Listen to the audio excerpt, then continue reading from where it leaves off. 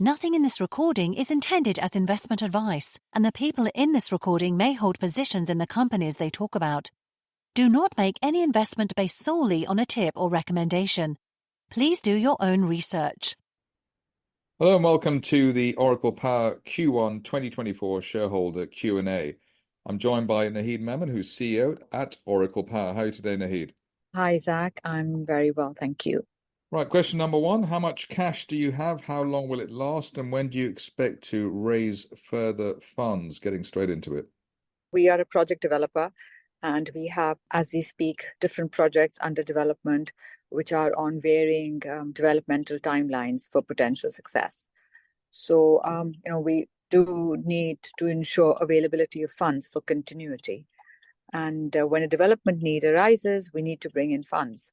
However, we do maintain controls and we ensure needs are really managed most economically. So to say that funds will never be needed is obviously not true. But one can say that we try and ensure that this funding and whenever it arises is only when needed in relation to a developmental expenditure that we need to incur to ensure the development goes on. Right, second question. Thar seems to be at the top of the agenda in Pakistan. Every media outlet there is continuously reporting on the prospects in that region. The lack of updates from Oracle itself on this matter, though, is concerning to some, leading them to think that we may not be involved in any of the developments there. I can say that we are in continuous dialogue with investors and some local investors as well, the government, as well as the Chinese SOEs we have been partnering with, and Power China, to mention one, who has, they have been our partners in Thar for a very long time, and they continue to work with us. So we're in continuous dialogue. And in collaboration with the government, we are well aware of the various conversations going on in government offices as with respect to policy and support. And so with the view of all of that, we continue to sort of remain very engaged.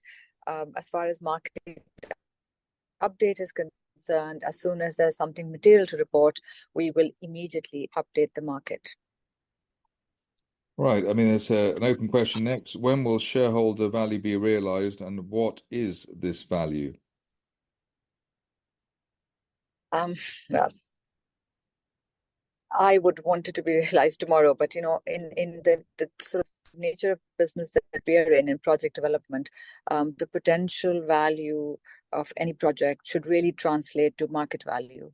And if the potential value, if you sort of look at the sort of simple capital costs and the investments and the potential outlay of the projects that we are involved in is very, very large.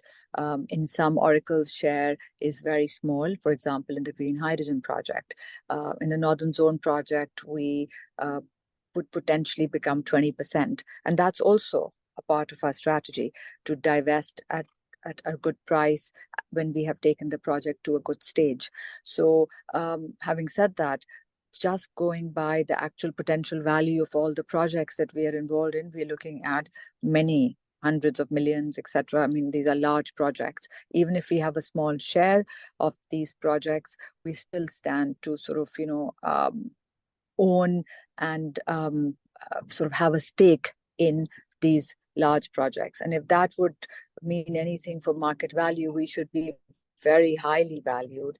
And I think the only problem is that the market needs to recognize and be assured of the probability of success.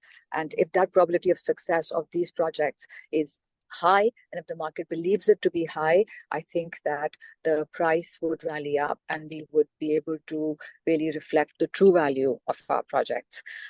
So it is a matter of time, and we're working very, very hard for this probability of success across all our projects to increase. And that is really sort of the essence of what we're doing and where we would like to sort of go. And in the shortest time possible. Speaking of value, the share price has been bouncing around, increasing nearly 100% from its recent lows and then falling back 50%. You were quoted, or you have been quoted that 10 pence is the true share price valuation. And you said that some years ago. However, the share price has declined over 90%, and furthermore, the shares in issue have been diluted nearly 350%. What is your view on this? I mean, I think I sort of reflected on that a bit earlier in the previous question as to what the correlation between share price and the projects that we're involved in is, and it should be, and what brings about that delta, and that is the expectation or the probability of success. Having said that, the reference to the sort of the ups and downs, this volatility, is of course related partially to the market sentiment, I believe, and partially related to expectations which the market forms on news or expected development, and that's the company, on account of being involved in a few projects, which sort of develop on different timelines.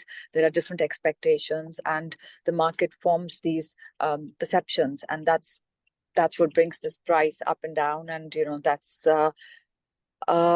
whereas it prevents a steady growth sometimes going upwards. It also reflects and it speaks to the level of interest that there is in the stock. So, I believe that is also a good thing, because that eventually will lead to the steady growth that we anticipate and we're working for. Apart from exercises like this, what do you think the company can do more to provide the markets with confidence? I mean, I think that we need to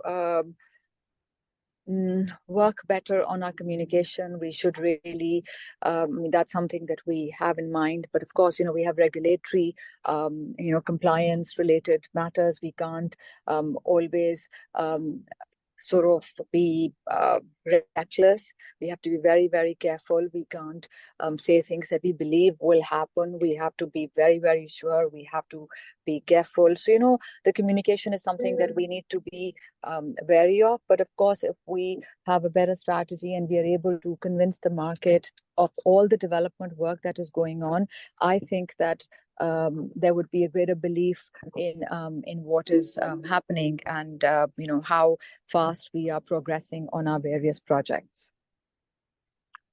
Is Oracle rather in a position to be cash generative this year? If so, which project will be over the line first, and what would the timeline there be?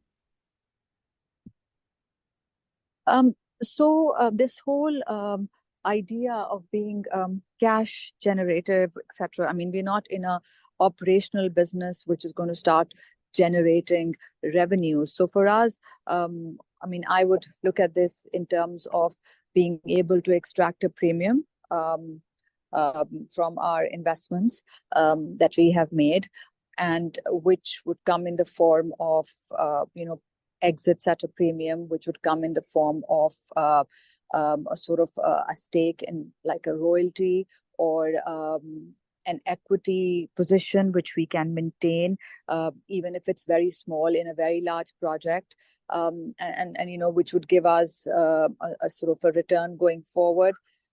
So with the view on what is our understanding as a company and our strategy of revenues, I think that we believe now at this point that amongst all the projects that we are currently developing, the Northern Zone project, which is a small project but has really been, I guess, it's the sort of the strategic success that we've had so far. We've managed to form a farm-in agreement, and we are looking to form a JV. And the sooner we form that JV, we can actually then, look forward to becoming a 20% shareholder of a potential gold resource, which I believe is not too distant in the future. So it could very well be, a period of, I don't know, a year or close to that, maybe, that could essentially tell us where we stand with respect to the JORC resource. And the drilling that we anticipate in the sort of in the near future this year, and we put some announcements out as well related to that. So if all those go forward as planned, I think that project can see success, which would potentially give shareholders and investors the return that they're looking for, and which is what you call revenue. So that return would come in the form of being part of a gold mine, which has been established as a mine. And of course, the development carries on, but then we can we just stand to gain from the fact that we are sitting on a resource which is now priced at a premium. So that would deliver the return that we are anticipating. So that is one of the projects that I feel is something that we can look at to happen sooner than later. Having said that, the green hydrogen project has also advanced very, very swiftly. And we've been making announcements, we've been updating the market, and there's a lot of work that has gone on, which is perhaps not being accounted for in the true sense, because I guess the sort of the final goalpost perhaps is not apparent. And then we also own just 30%, but we own 30% of a very, very large project potentially, which would potentially be very, very large. So even at that small value, and in fact, even if we become 5%, even then we still are, our stake is still very, very big. So even in that project, I believe that we are moving very swiftly, and there would be, the chances of returning value in that project are also looking bright, and perhaps not too far off as well. Naheed Memon, CEO at Oracle Power, thank you very much indeed. Thank you, Zach.